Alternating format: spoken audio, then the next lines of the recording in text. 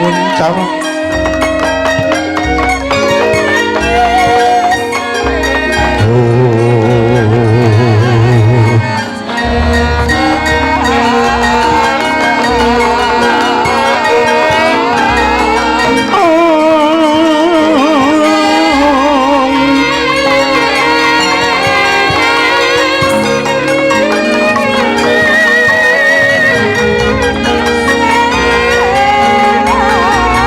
soroting keponan jurem sorote tampadan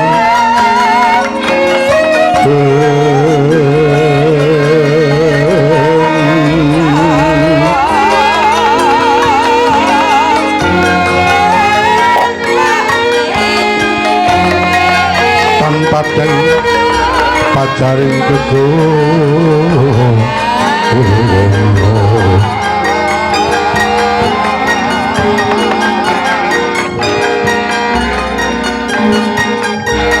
dasare mungso hatiku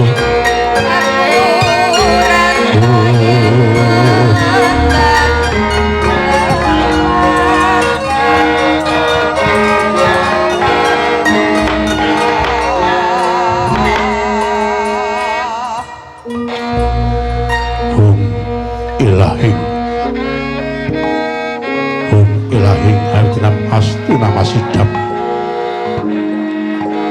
Amuk memasuk selat meringwang jagat karena siram tunduk kawisisaning bisono sono sinamung langan lopes tumaksih westantu lapang budi jinantur kutur kakulu tero tulat berlapting perarjiu winur sito ngopomo peranang miskun kalau dia itu menyeng jaman burung binarut dita mengeluh temangku tekap pasangan gubito tanu ngeringgin perambang atum putum pemarmani panggung panggeng panggunggung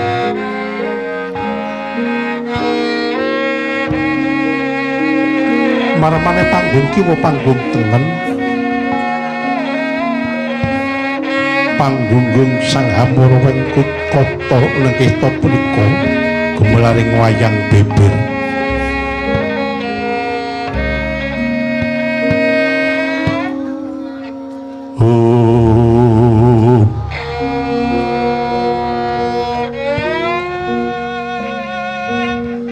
mantra-mantra jagat wetan anggendanu jagat kulon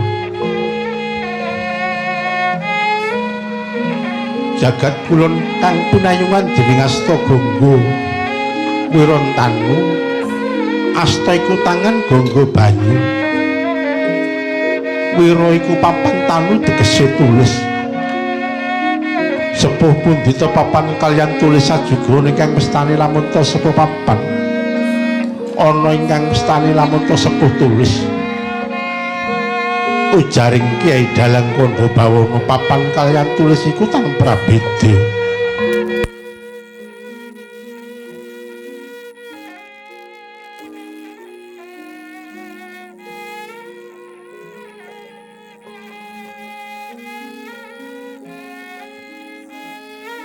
nenggih ujaring para sujana ingkang sujaring budi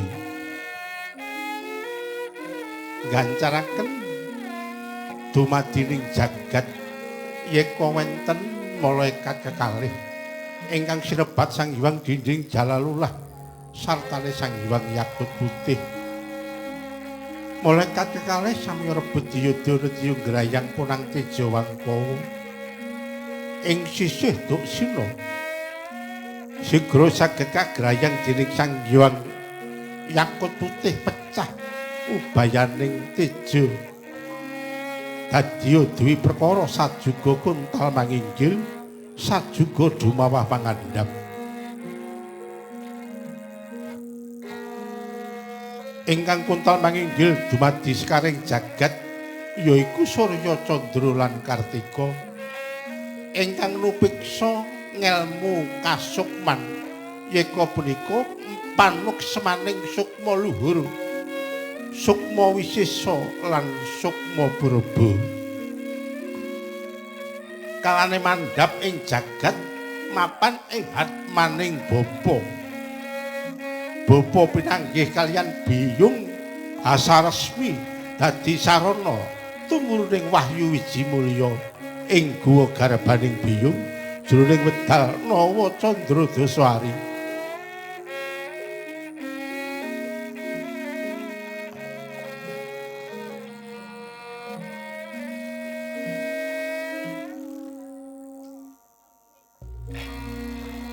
Ingkang dumawah mangadhap dumadi jalma manungsa tetuwuhaning madyawana Burontaya ing Jalanidhi.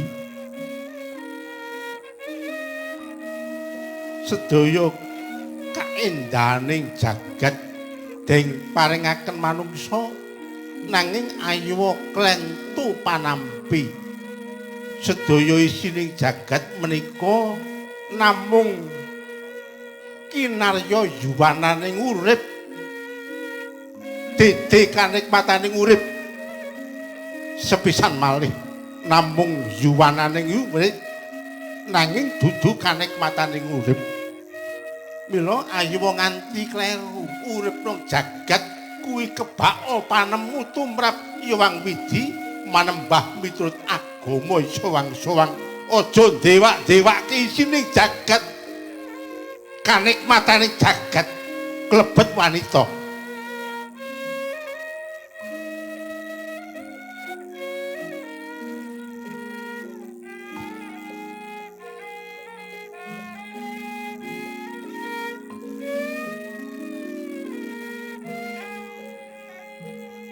Angesti luhuring kagunan sinebat wayang Purwa. Wayang pasmoning sembahyang Purwa tegese wiwitan sasmita lakon ing jagat gumelar ingkang do ing nguni Bapa Adam lan Ibu Kawa ingkang pinangka lajeng jalma amiwiti lampahing gesanging Madyapada.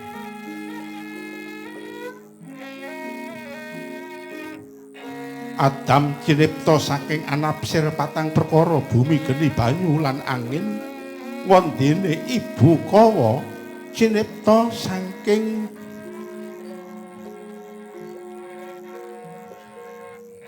ega wekasan nulya dadi jatukrama. Dumunung ing swargaloka anyar para kang nyarengi adan lan Ibu Kawa akaron sih iblis ijajin ratuning panggoda sigra maeka sarana wujuding woh kuldi. Sang Anandana Asmara Gya kalimput dhahar woh kuldi temahan wekasanira kadunungaken ing Madyapada.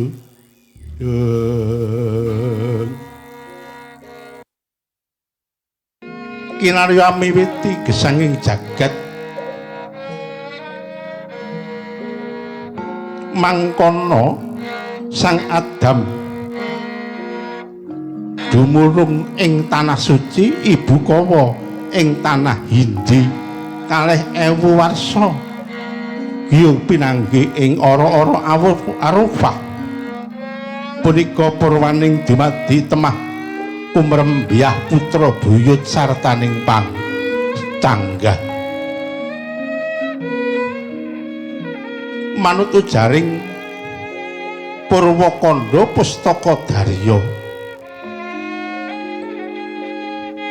manut ujaring Purwakanda peranganing Pustaka Darya, Nabi Adam dhaup kelawan Ibu Kawa peputra Nabi Sis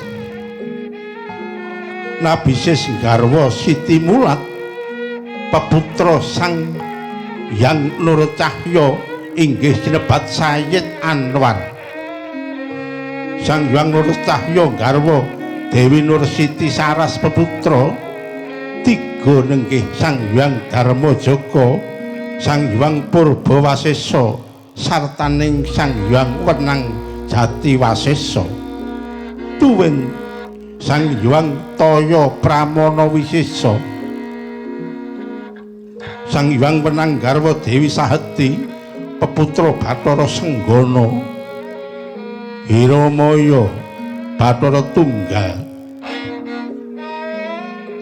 Tunggal garwa Dewi Rekatawati peputra Sang Hyang Antaga Ismaya lan Manikmaya. Manikmaya garwa Umaranti peputra Pancadewa Bathara Samba Indra Prabancana lan Bathara Wisnu. Bathara Brahma garwa Dewi Saji peputra Brahmana Brahmani lan Nariji Brahma. Nirada Brahma Brahmana garwa Dewi Sri Hunon peputra Tritrasta. Tritrasta garwa Dewi Widayat peputra Parikanan. Parikanan garwa Dewi Brahmanehi peputra Manumayasa. Manumayasa garwa Dewi Kanilaras peputra Sekutrem. Sekutrem garwa Dewi Nilawati peputra Bambang Sakri. Sakri garwa Dewi Ambalika peputra Durgandini.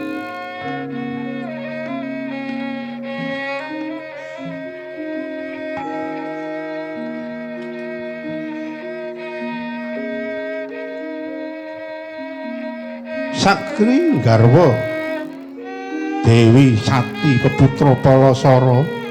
Palasara garwa Dewi Durgandini peputra Wiyasa. Wiyasa garwa Ambalika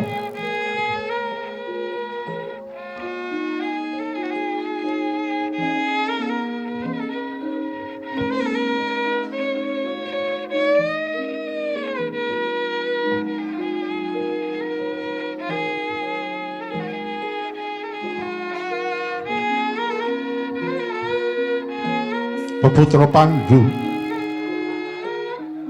Destarata. Destarata garwa Dewi Gendari. Nenggih nurunaken Nalendra ingkang nedheng kacarita samangke. Srigeg ingkang murweng kandha nenggih kang kinarya kandha Buddha Purwaka. Kandha marang caritane Buddha marang asale, Purwaka marang wiwitane. Kang kepareng kinarya bebuka mursiting kawi kagambaraken negari Ngastina ya ing Gajahhoya, ya Liman Benawi, ya Kuru Janggala.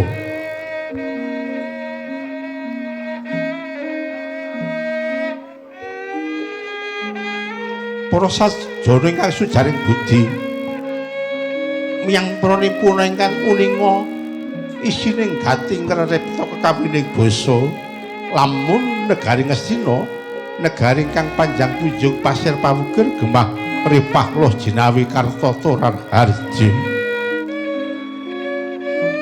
Basa panjang marang adawa punjung luhur basa pasir ngarepake samudra wukir kang angungkurake gunung jinawi toya tumumpang.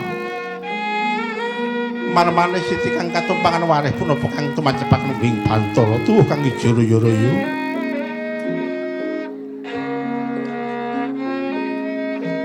Jinawi murah kang sarwa tinuku lapeng sudagang layan nan kudorinten Pantara dalu datan ana pedhoti. Awit ing kono tan ana sangsaya sinang sayaning dedalan.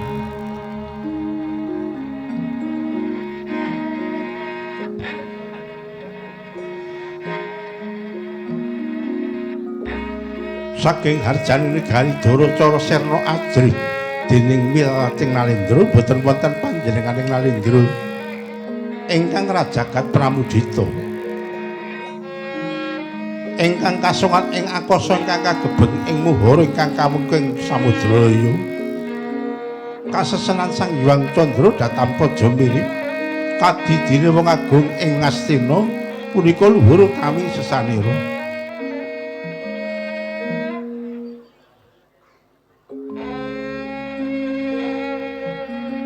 Tansah mulih balebadana boga lemut saben dina upama dasik utama mulang marang Balilu jangkung perang apupuh ngapura pating wajanggung piti pariksa mintir pangkreh utama panjenenganing Nalendra ingkang kinacek samening ratu terus padhang tingali ageng ngobori tringoke parang muka kasusur kajono lamun to priya ratu kang pinunjul akekadang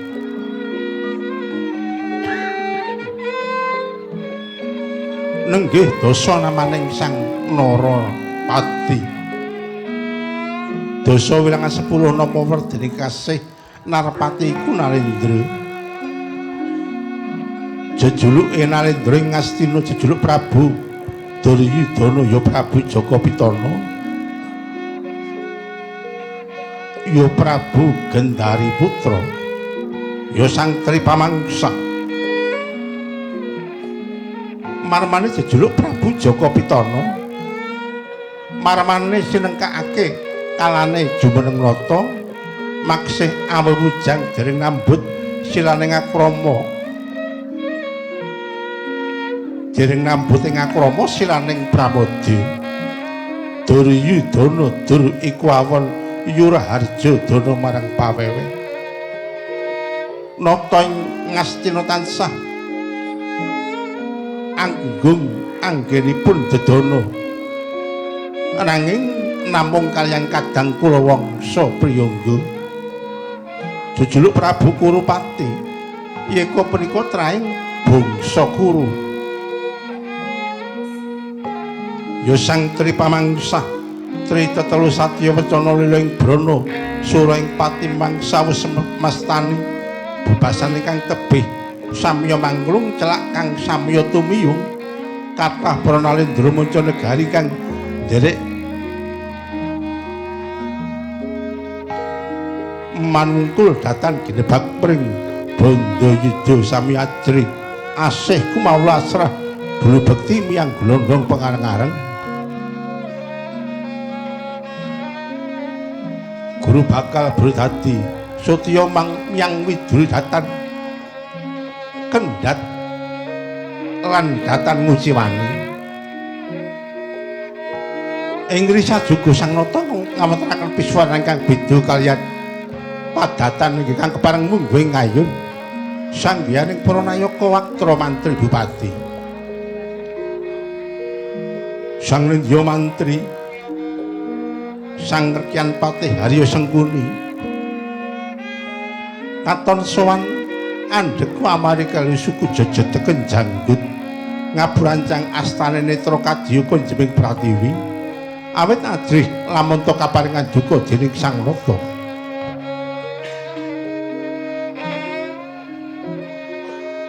ing ngarsa nenggih nujung ing Sukalima Pandhita Durna ya Resi Kumbayana ya Sang Bharatwaja Siwi saknyatane pandhita kang wis limpat sidik paningale gentur tapane miyang mateng semedine pramila datan mokalamuta kathah para putra seswane saking lak-lakaning nagari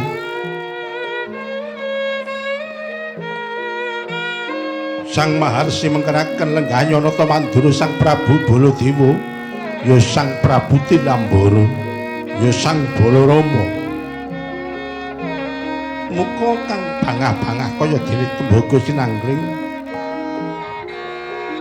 kalaning lenggah siniwaka ageng perbawane anganti ingkang rayi Raden Dursasana ing Banjarjungut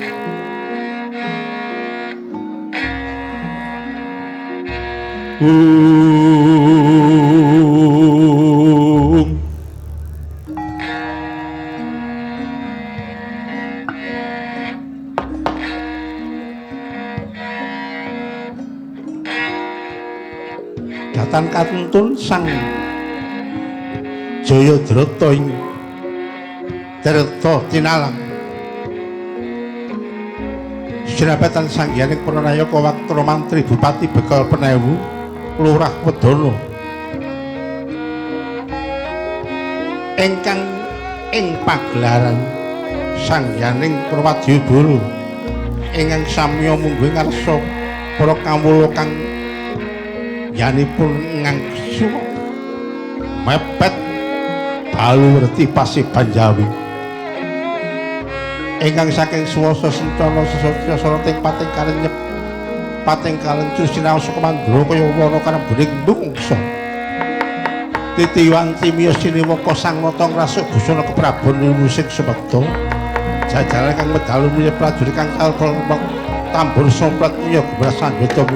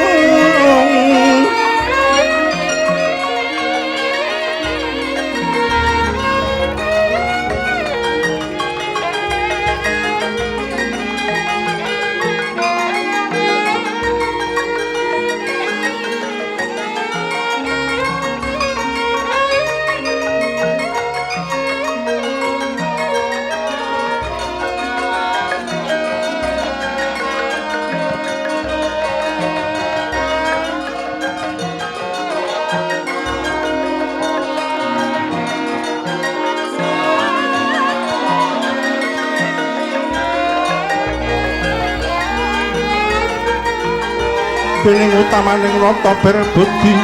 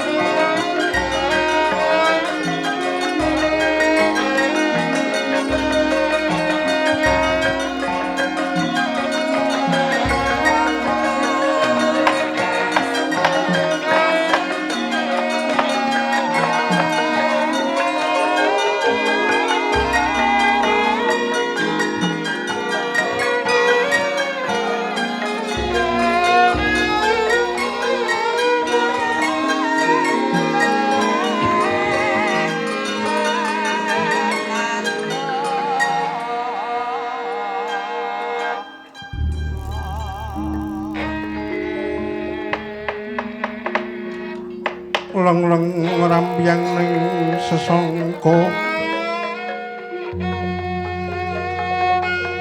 sasangka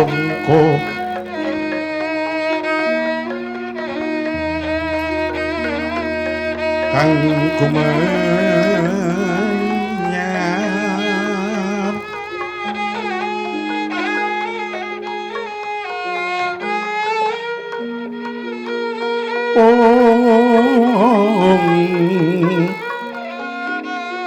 manggrenggo ruming puri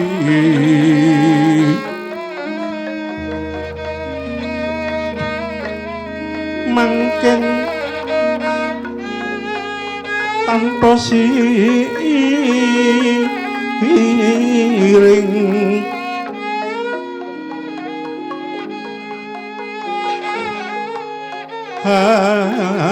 halping kang umah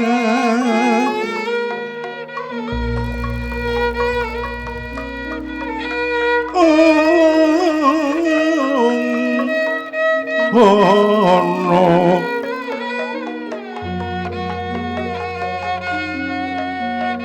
maslir murubing langit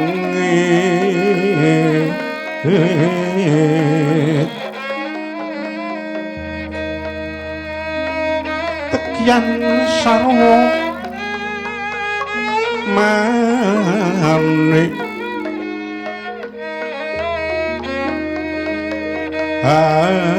halep pingkang omah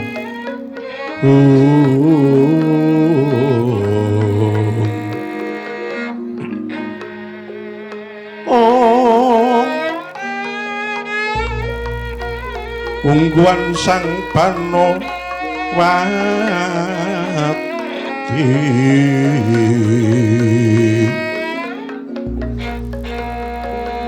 jalma permalangan lan nata binatara sang nata binatara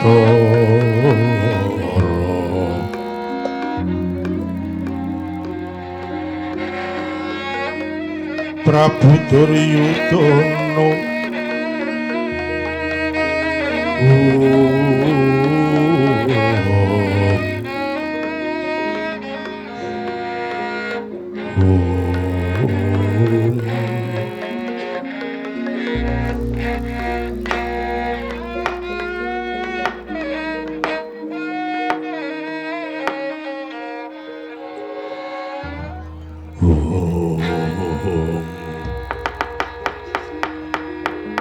Yatari sedeng siniwa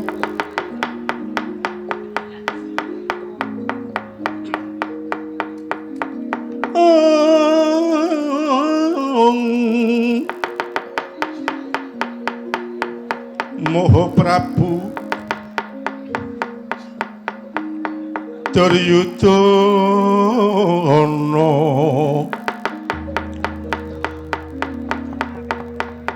pratisting dampar kencana asri rengganing busana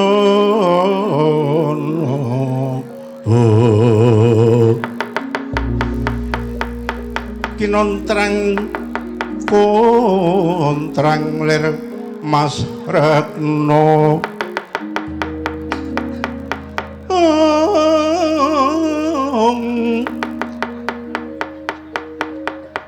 Yaya Yuang Bathara Brahma siniwaning tinju moya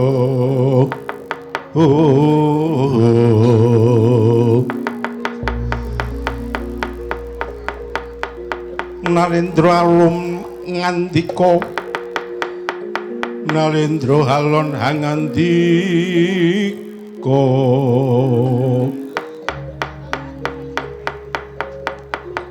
yuwa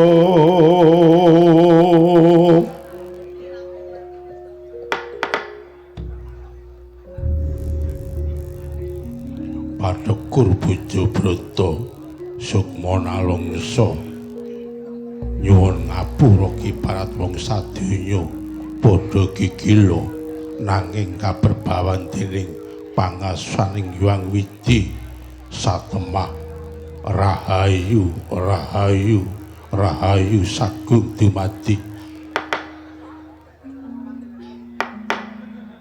Paman Haryo Kula nuwun wonten paring kadhawuh Anggir Prabu.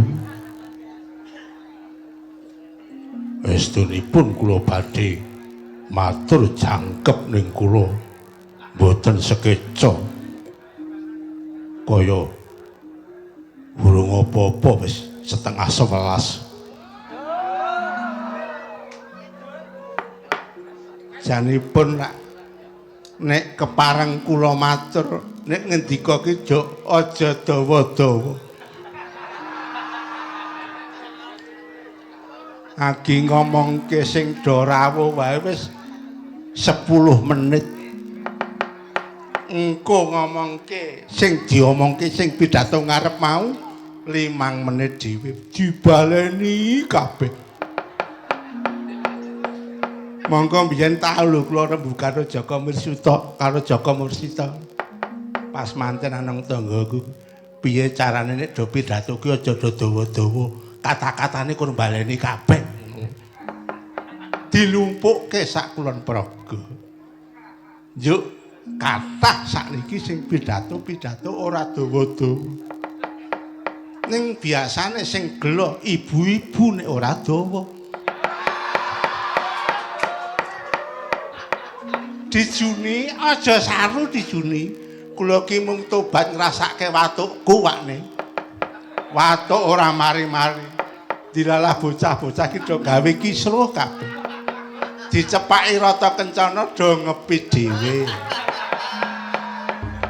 Sing wis mlumpuk nang Plasa Jenar pamit karo ibune ngaku agi kemekelen le watuk omong nek do ngepit dhewe menyango dhewe apa-apa. Sesuk nek do bali do rasah pamit karo aku do ngepit to dhewe-dhewe.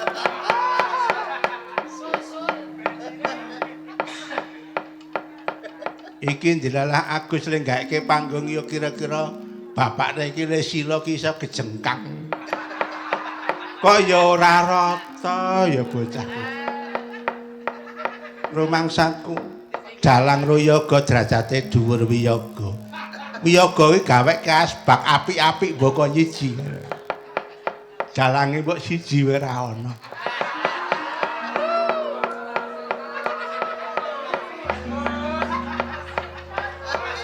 Ning kula nggih pun apal, yak penglarisan kula ki kuwi.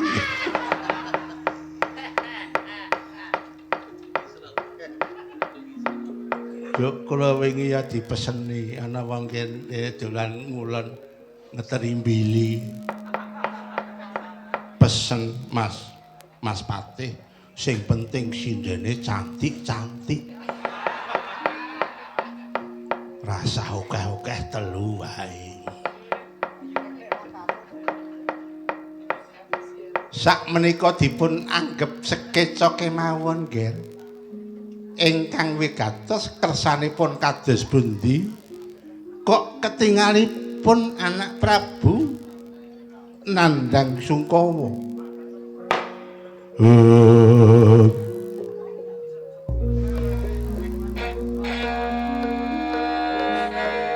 Leng-leng ramblong ning Kang Driya.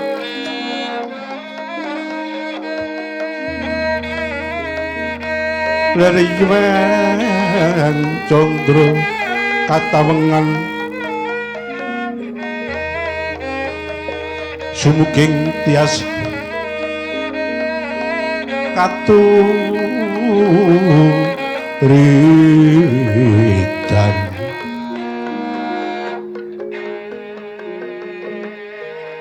mekabyataning Rinuje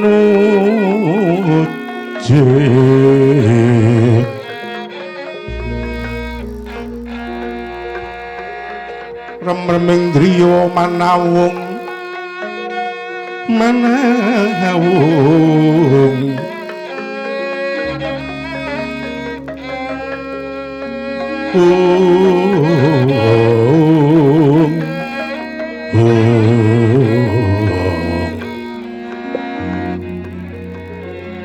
kekuwunging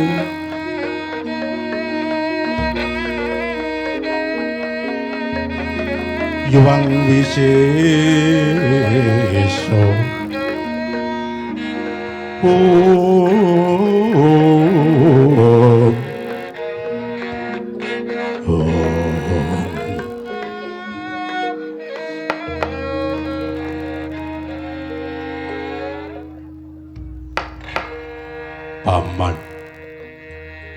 wonten dawuh nggih.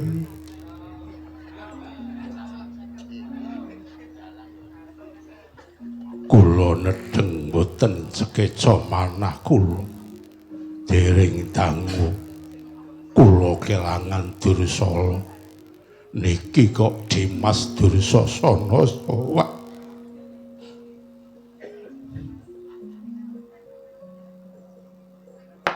Kula badhe ngendika menapa paman? Aduh, nuwun sewu gae. Janjane niku riyen niku sing ngobak-obak banyu bening niku ra sing panjenengan pepundi, sing panjenengan percaya. Wong tuwa ning sing wis ora genah. Ten mriki dipepundi apa-apa digugu guneme. Lah riyen rakwakne Durna ngendika ngeten. Putu kula Dursala ampuh niki mangke sing ajeng isa murungke Bratayuda. Muni ngoten cahe niku cahe. Sakniki panjenengan timbali dos pundi tanggung jawabe. Lah gene kok murite kok ya ora apik. Wis ora apik. Lek kira ora seru. Sing arep diumukke we apa? Wis. Ketok ya nganggo kacamata kaya bagus-bagus. Lah wingi rak ten minggir ngklokrang sasara menyang. Nah niki mangke sewengi tenan iki. Aja meneh kok cah kuwi tepleke jegengger.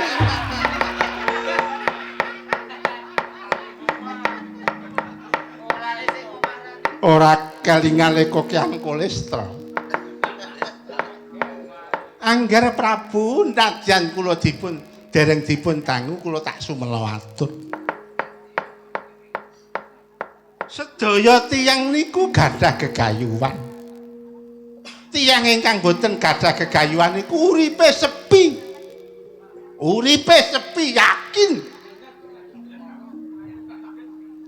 Gegayuhan niku ditebusi nganggo laku sing tenanan. Aja wedi.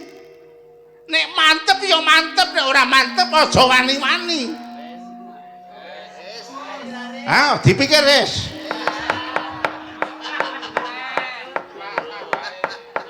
Aja manut mekarwe anakku wis Jasena. Lah Sena kae sapa-sapa dipengaruhi. Dikendon-kendoni. Manut Bagong lho. Iki.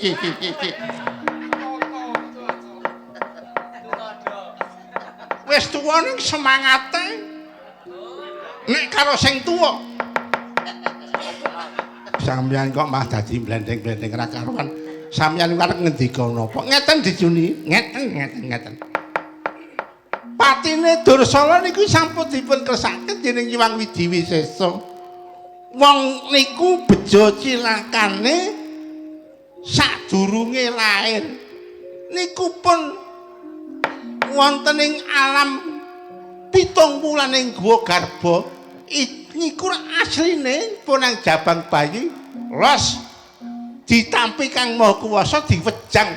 Kowe sesuk umurmu kur semene, sesuk kowe wektu umur semene kowe bakal duwe bojo lan kowe entuk kabegjan semene-semene panggodane uripmu sesuk iki pun cetha dadi Dursala niku cen pun pinesi ngoten niku mboten kok mergo saking kula.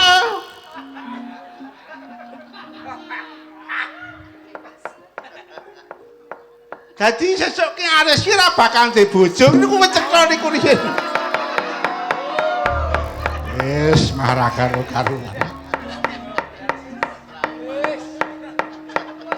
kene iki akibar kesusahan kelangan putu kok dadi malah diceritani kaya ngono. Sing kelangan putu mau ketemu Lek Ratman mah tetangisan. Ampun sumelang nggih, ampun sumelang kula gadah sumitra ingkang enggal. Yai, sekedap Yai. Kula tak majeng, kula tak matur.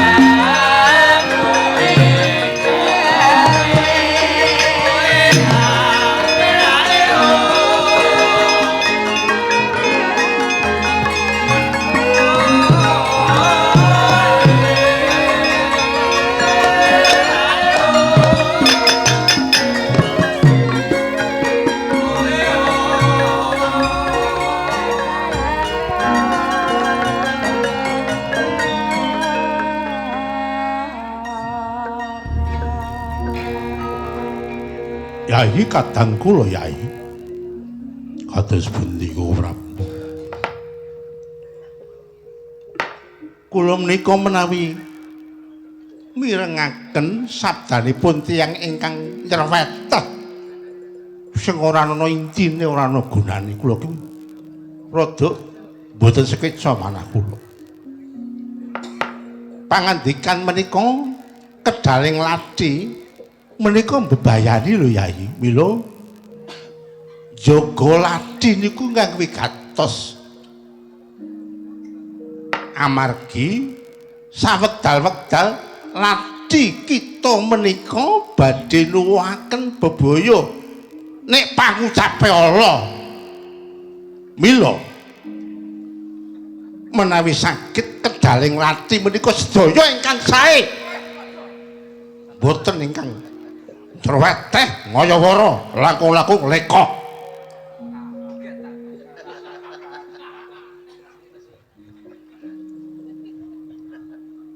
sak detik niku wonten sing bebayani temahan. Mula yang sepuh rumiyin ngendika, "Dole kowe nek omong ati-ati ya, omonganmu ki ana sing mandi, ana sing dadi. Ning awake dhewe ora ngerti sing pas jam pira kuwi sing ana detikane mandi." Lah estunipun sowan kula punika wau saking Banjarjungut. Kula ngampiri Dursasana. Kula dodhok korinipun boten dipun kunci. Ngatang-atang anggenipun tilem larene ngorok sesengguran. Kula takeni, Dursasana, kowe le turu pirang dina? Le matur pripun? Kula menika angel tangi Koko Prabu amargi kula tansah gegawangen kelingan anak kula pun Dursala ingkang dipun pejahi Gatotkaca. Kula mboten tentrem manah kula nek kula dereng saged males lara wirang patine anak kula pun Dursala. Kula lajeng ngiyem-yemi Dursala pripun. Lajeng kula gadah pemanggih ngaten. Kula sukani jarwa sik Dursasana. Yai siji pati loro judu telu wahyu kuwi ora ana ingkang mangerti. Kuwi wis pinesti kersaning Gusti, anakmu ora kok kudu tok sawurke jendammu karo si Gatotkaca.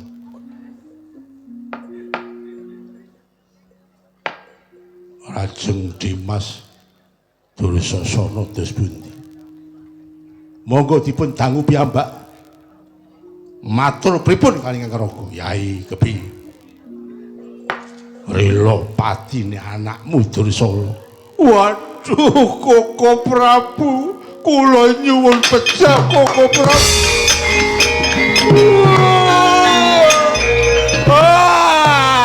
Koko Prabu.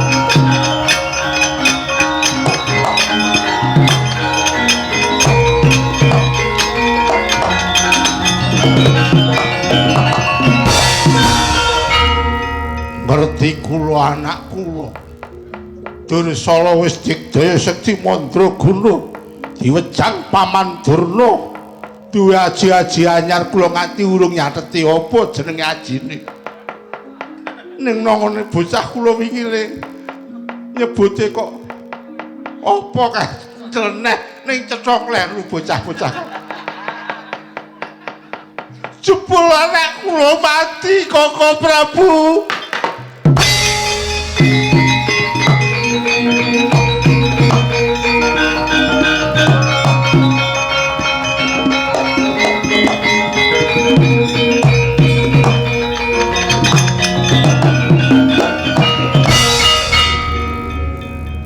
Pas keseser mungsuh kali Gatotkaca. Kula pun matur kali Paman Durna. Paman Durna putune Cetha kalah, putune Cetha kalah. Ning Paman Durna tetep kukuh anak kula arep menang dadi srana sesuk ungguling Bratayuda yen ketemu gen.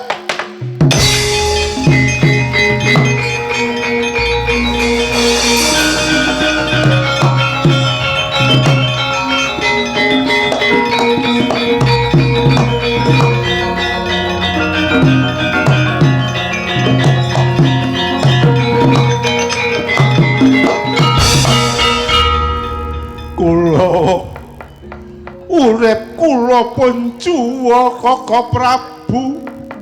Ora tau do ngrasake kaya ngopo kelangan anak.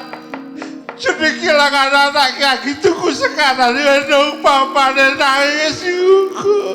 Koko Prabu.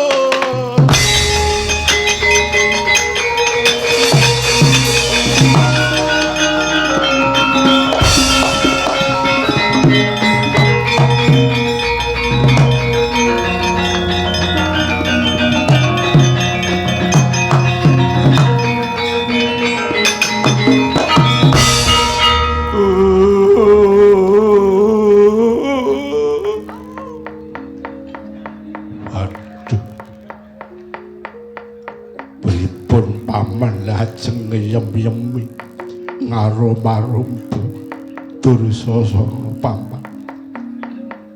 Dursasana. Dursasana. Dursasana. Paksulan. Inggih Koko Prabu. Kowe gremtakan, ngene ora? Keparat. Jane iki sing wedi ora kur Dursasana. Sing nonton kuwi wedi.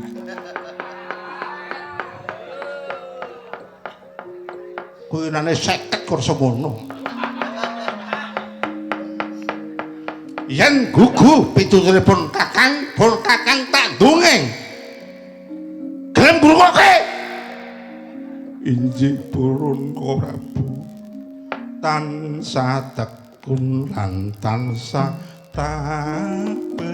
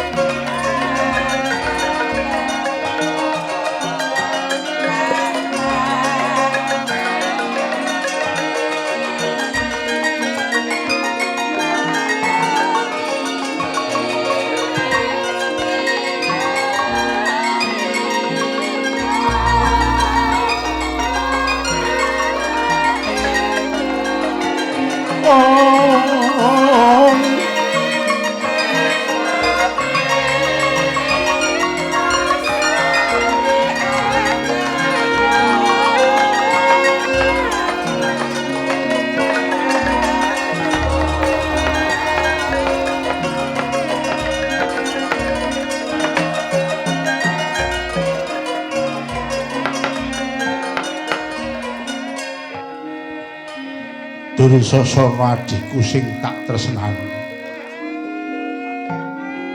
Aku biyen tau dadi pendhita ana ing Rewantaka, peparatku Resi Juriganata. Rina lan wenginipun Kakang tansah mesubrata memati raga memanis jiwa. Minta parmaning Hyang Agung apa ta urip sing kudu tak tindakake wingi saiki lan sesuk sanyata ana wewengan mengkene ya Di urip kuwi mung 3 dina yaiku wingi saiki sesuk 3 dina kuwi gunakna sing becik-becik lan muka ana lehmu tresna karo pepadha tresna karo liyan aja nganti saiki iki rek jamane jaman ora tresna jamane ora nindakake kasih wong anane mung nyiksa karo liyan ya karo pacare disiksa 3 tahun bayi lahir diguang kuwi nang ngendi katresnan saiki iki nang ngendi? Ah saiki wae padha digoleki. Padha dipersudi. 3 bab sing ora kena dibaleni ya kuwi wektu ucapan lan kesempatan. Aja nganti getun tiba mburi ya Ji. 3 perkara sing urip marake urip sangsara ya kuwi amarah, keangkuhan lan dendam. Bebasane yen wong liya buang uwuh ana ngawakmu aja tok simpen uwuh mau nanging uwuh mau leburen aja genti tok guwang kanggo wong liya. Uwuh kuwi apa? Uwuh kuwi dedosan. 3 Tulung perkara sing gedhe pengajine ya kuwi kasih, sayang lan tresna. Kuwi dipersudi ya Di. Urip kuwi ngopo to?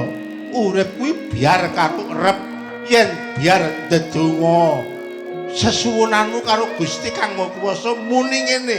Gusti, mugi kula saged tumindak langkung sae dinten menika katimbang kala wingi. Nek rep arep turu njaluk ngapura karo Gusti. Gusti kula nyuwun pangapunten kalepatan kula sedinten wau. Sadurunge meremke panetra, Gusti mugi kula langkung ing benjang langkung saged tumindak sae malih.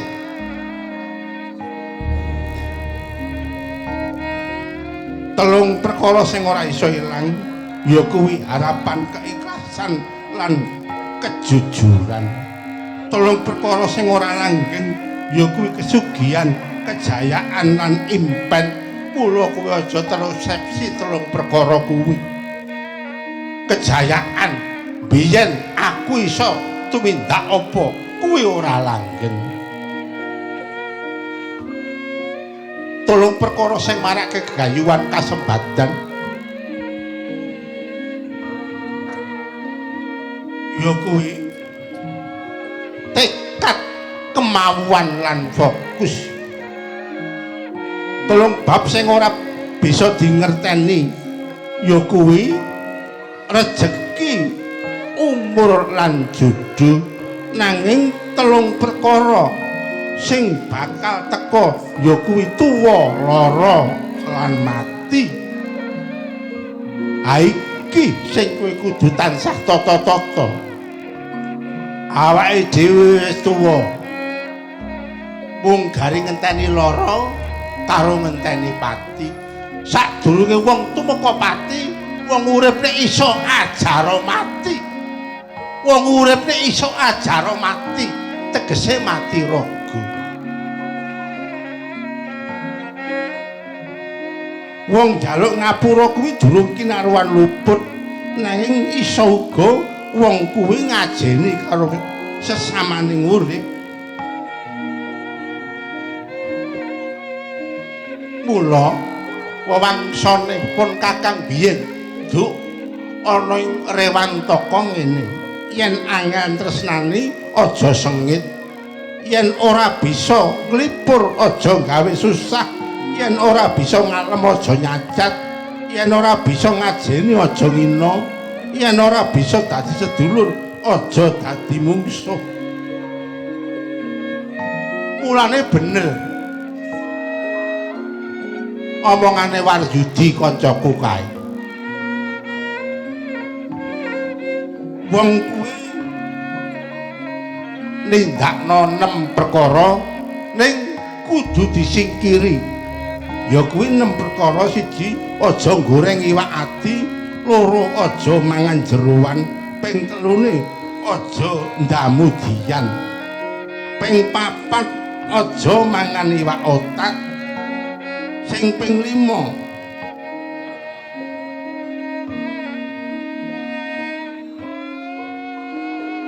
aja methuke wong omong, kaping 6 yen ana batang kudu diurugi. Kuwi ana tegese. Aja goreng iwak ati kuwi aja mepanas kalawan liyan. Aja mangan jeroan, aja nyok ngonceki alaning liyan. Aja damu diyan, diyan kuwi pepadang. Nek diyan didamu tegese uripmu pengen manjing ana ing alam pepeteng. Kulinakno urip ana ing alam pepadang tegese tumindak becik.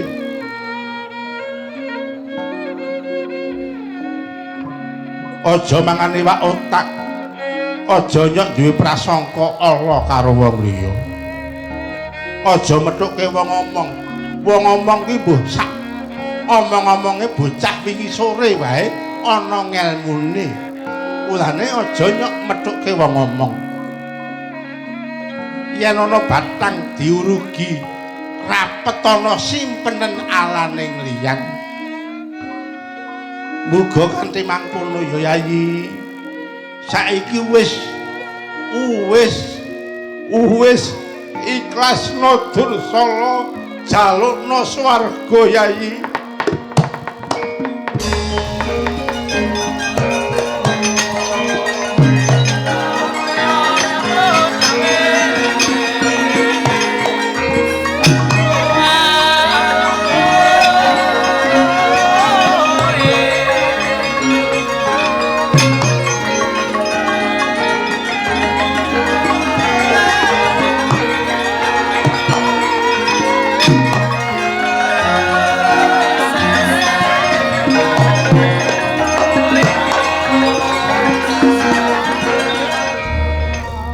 Aduh, Koko Prabu, kula mirengken sabdanipun Koko Prabu. Kaya mlaku wanci bengi ketemu obor sewu. Padhang manah pula Koko Prabu. Monggo diwangi nyuwargake Dursala Koko Prabu.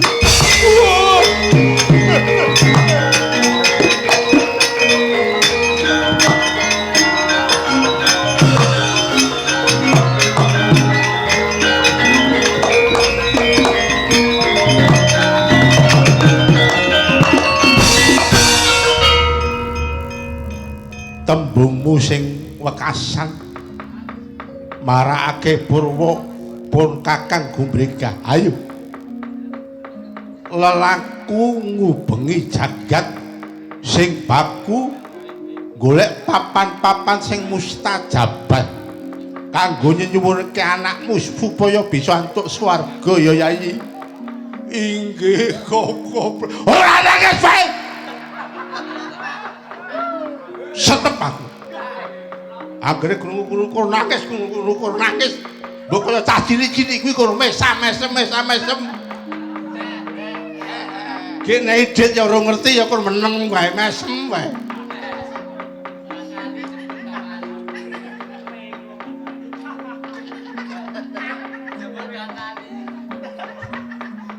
Mau wis domongi bapak sing penting guyu, mesem. Yen ngono tak kanthi Yayi. Ayo tak kanthi. Yen perlu sowat nang Ngamarta ketemu para Kadang Pandhawa kowe njaluk ngapura mergo sing miwiti anakmu. Miwiti pasulayan kuwi anakmu mergo pamutahe Durna iblis. Inggih Koko Prabu. Yayi. Dipun sekacaraken lenggah amargi lelampahan kula menika namung kalian Dursasana.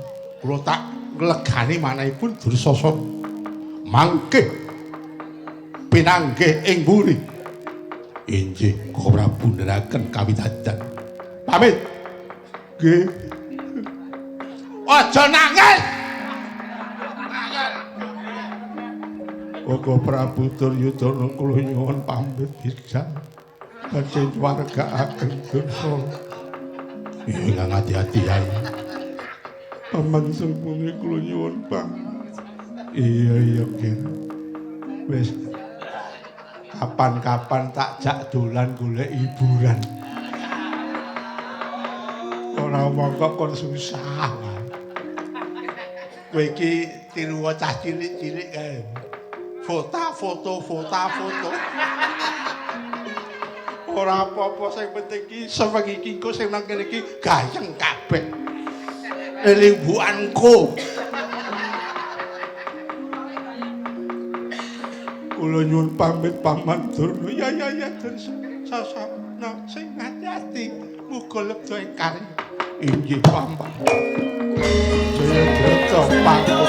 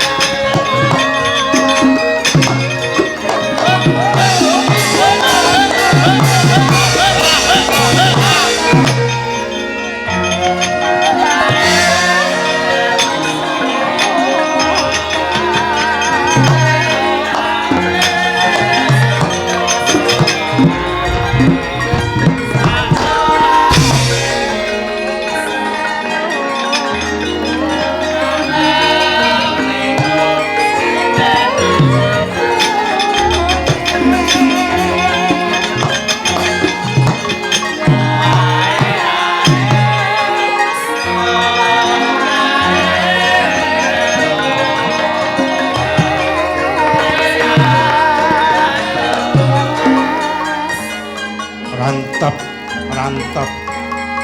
budalipun sang Duryosana andherekaken Prabu Baladewa miyak paseban jumedhul alun-alun pengkeran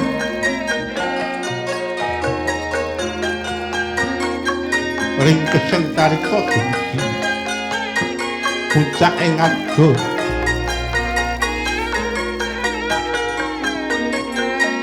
arsa minta parmaning mangadu ana kang radya maksana nenggih enggaling kandha ing miyak paseban ora kaya Narendra ngejeng Diraja Prabu Dewa Baskara ingkang salat ing stinggil Binatrata Cinandra kaya sata petarangan lampahe.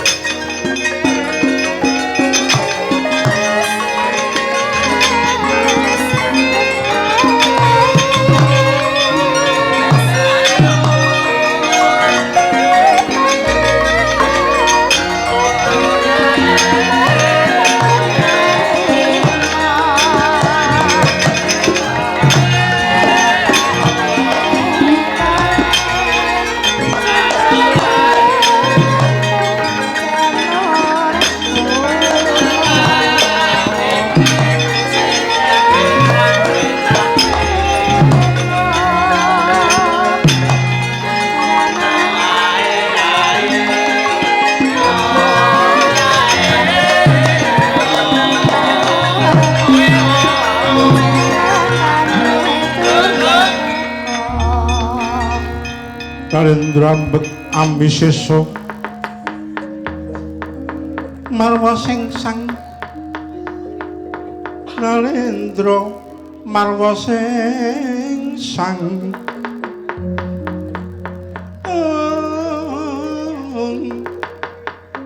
Magyat kurda katekabing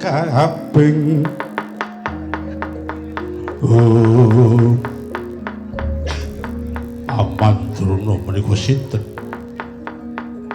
Dereng kewala kula matur amargi menika wau kekathan pangendikanipun anak Prabu Baladewa.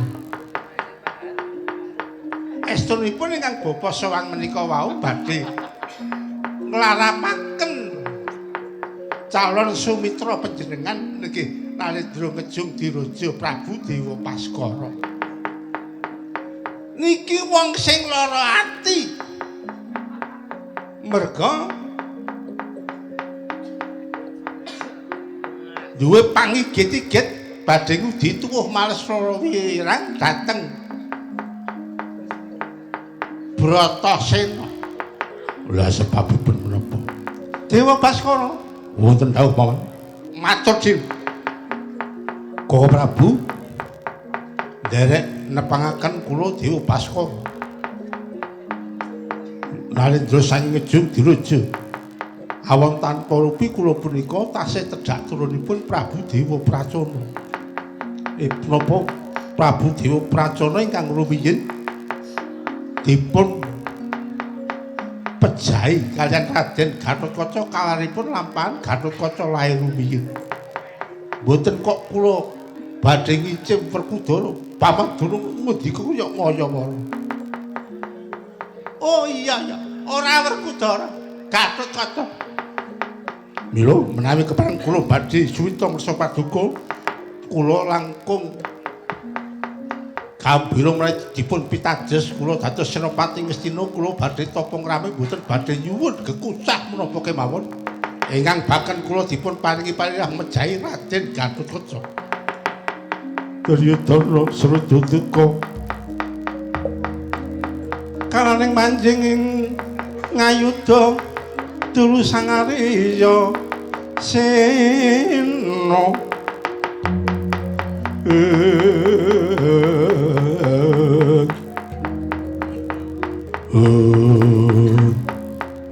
yen mangkon tak tampa suwitap saiki budal golek ana anakku si Gatotkaca. Merga kuwi uga lagi wae mateni keponak aku dhewe si Dursa. Lah nyuwun palilah lan kula nyuwun dipun ayomi dening Paman Durna. Ya mengko tak ayom. Monggo Paman Durna anggenipun badhe damel ringkih para Pandhawa. Oh nggih nggih. Namung kemawon kula nyuwun dhateng para anak-anak kula. Kurawa medal kula saking stinggil panjenengan minggah sanggar pamujan. Nuwun dhateng ngarsaning Gusti. Asesanti mugi entuk kamulyan.